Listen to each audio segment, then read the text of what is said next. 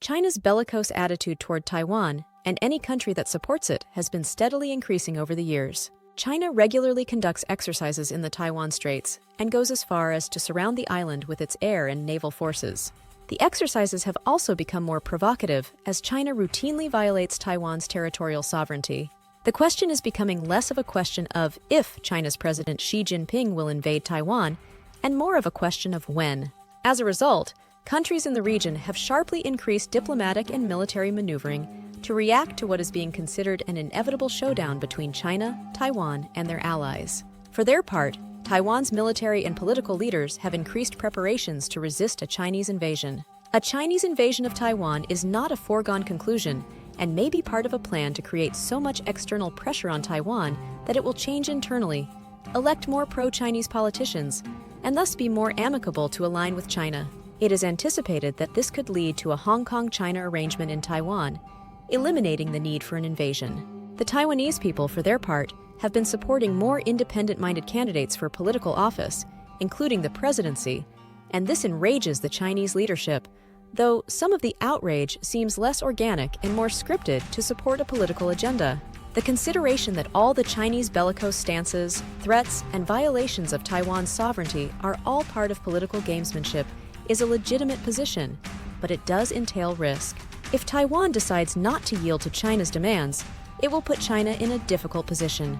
China will either continue to escalate in the hope that the increased escalation and its duration may force a change, or it will have to invade or change course and lose face, as it will appear that the entire threat of an invasion was a bluff and damaged China's future credibility.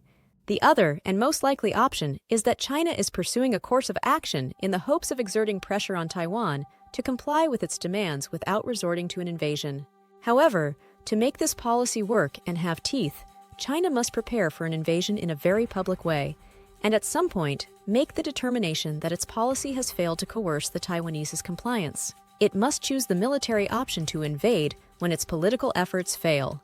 The Taiwanese government must decide whether to maintain its independence or submit to China. The electoral process has solidified the resolve to resist China's demands, necessitating a corresponding military readiness to demonstrate to the world that Taiwan will withstand a Chinese invasion. Taiwan's defense preparations have to be so thorough that the Chinese will see the operation as too risky. Taiwan also knows that it will most likely have help from the United States and Japan in case of a Chinese invasion, so it has to do its part to delay the conquest of the island long enough through inflicting casualties and determined resistance that the US and Japan can bring their military might to bear against the Chinese invasion force. This month's annual Taiwanese military exercises aim to replicate the island nation's resolute resistance. Han Kuang and Wanan's annual exercises were typically more for show than actual military preparedness. In the past, Taiwanese beachgoers would sunbathe during the scripted Chinese invasion at the beach, a testament to the scripted nature of these show exercises. With these exercises, the United States has been attempting to persuade the Taiwanese to change course and create a deeper and more effective resistance in the event of a Chinese invasion. The public received information last month about the non-scripted nature of this year's war games and the cancellation of the for show live fire demonstration. Units would deploy at likely Chinese invasion points in both harbors and airports, spreading the exercises across the country.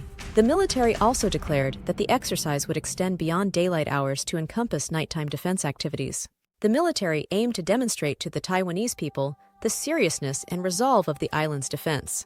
The military leadership took these matters seriously, drawing references and lessons from Ukraine's defense against a far more powerful foe. The most significant change in the Taiwan strategy is the emphasis on operational and tactical changes to defense. Taiwan is replacing its centralized top-down authority with a more decentralized command structure and standing orders for its troops. The United States and the special forces sent to Taiwan to help train its forces have long advocated for this. Decentralization provides a number of benefits for the effectiveness of the Taiwanese military. It is assumed that the Chinese will target Taiwan's command and control infrastructure through electronic warfare or physical interdiction. This implies that the Chinese could cut off Taiwanese military units from their command, requiring them to act independently and without top-down direction or authority. The Taiwanese leadership must set clear objectives and rules of engagement for its troops, allowing them to execute them at the operational and tactical level without seeking direction from the strategic authority. The objectives and rules of engagement must be more generalized, giving individual commanders and units the leeway to interpret how best to meet the strategic objective. This decentralization strategy has advantages over a centralized command structure because it is generally faster to react in the action-reaction cycle of warfare. A decentralized unit does not have to wait for command authority to exploit local opportunities or avoid jeopardizing situations. The downside is that decentralization necessitates a higher level of training at all command levels. A decentralized force needs a high level of discipline and initiative. Commanders must also inform soldiers of the objectives so that the next level of leadership is aware of casualties. This is not an effortless process to create a true decentralized command structure, but it is an important factor in making the Taiwanese military effective against a much larger foe in China. The unpublicized part of the pursuit of decentralization is that it will better lend itself to creating guerrilla-type resistance in the mountain ranges of the central and eastern parts of the island. An organized and decentralized guerrilla resistance would make the task of conquering the island a much more costly operation in terms of both time and casualties for the Chinese. An untested Chinese military would have to conduct a complex seaborne and airborne operation against determined resistance, and then assume an anti-insurgency operation. Taiwan's decentralization strategy could allow its much smaller force to resist the Chinese nearly indefinitely and play its part in tying down Chinese forces around Taiwan, where they would be vulnerable to attacks from Taiwan's allies. Taiwan's decentralized effort could be the best way to effectively defend its nation against a much larger foe.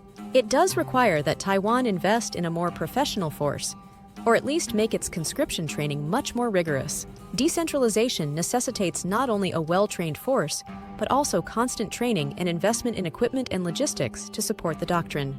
Taiwan is a country of only 24 million people compared to China's 1.4 billion. So it must find ways to create the most effective combat multipliers in the force it fields. China would perceive Taiwan's long-term military commitment as a pledge to statehood, potentially altering China's policies. One could consider it a necessary sacrifice for Taiwan's freedom.